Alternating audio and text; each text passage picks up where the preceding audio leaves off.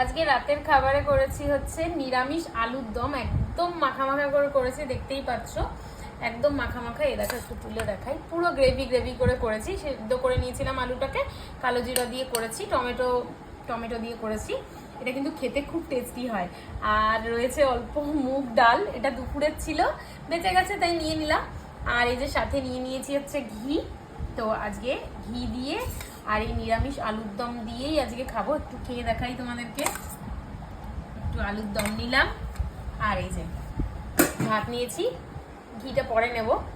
তো আগে আলুর দমটা খেয়ে দেখি কেমন হয়েছে। আলুগুলো না খুব সুন্দর সেদ্ধ হয়েছে। আর বর বলেই ছিল যে একটু ঝাল ঝাল করে করবে, কারণ নিরামিষ না সকাল থেকে খেয়ে মানে ওই পোস্ত প্লেন ডাল এগুলো খেয়ে খেয়ে না ভালো লাগে না, তখন মনে হয় একটু ঝাল ঝাল কিছু খাই।